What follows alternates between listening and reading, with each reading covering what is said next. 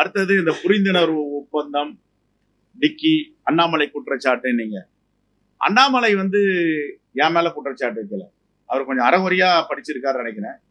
நிறைய புத்தகங்கள்லாம் படிச்சிருக்காருன்றார். ஃபர்ஸ்ட் படிக்கணும், பார்க்கணும் 10 வருஷமா என்ன நடந்துட்டு அரசியல்ல, பாஜக அரசியல்.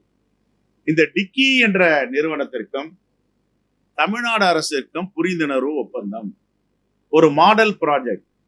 தமிழ்நாடு முழுவதும், இந்தியா முழுவதும் விஷவாயு தாக்கி மலக்குழியில் இறங்குபவர்கள் மரணம் அடைகிறார்கள். இந்த மரணத்தை தவிர்க்க வேண்டும் என்றால் என்ன செய்வது அப்படி என்று ஐநா சபையில ஒரு மிகப்பெரிய ஆய்வு கட்டுரை வெளியாகி இருக்கிறது. இதை படிக்க சொல்லுங்க முதல்ல. ரெண்டாவது போபால் டிக்ளரேஷன். போபால் டிக்ளரேஷன் என்னன்னு கேட்க சொல்லுங்க. அண்ணாமலையை படிக்க சொல்லுங்க. What is the Bhopal declaration? அதுக்கு மூணாவது அம்பேத்கரை படிக்க சொல்லுங்க, அம்பேத்கருடைய ஸ்பீச்.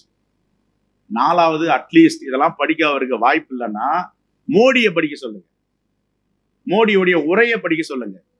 மோடி அவர்கள் இந்த டிக்கி நிறுவனத்தின் 100ஆண்டு விழா, அதாவது ஆண்டு விழா, ஒரு ஆண்டு விழாக்கு கூப்பிடுறாங்க, போய் பேசுறாரு. என்ன பேசுறாரு தெரியுங்களா?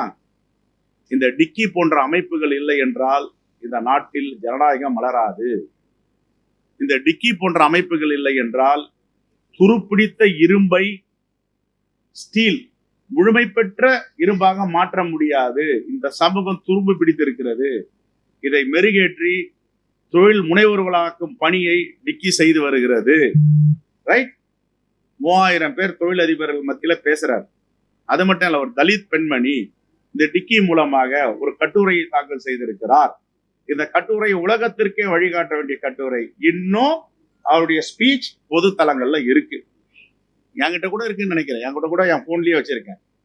ஃபர்ஸ்ட் படிக்கணும். குற்றச்சாட்டு என் மேல சொல்லல, அவர் டிக்கி மேல சொல்லல, ஒரு நிமிஷம் இருங்க, நரேந்திர மோடி மேல சொல்றாரு.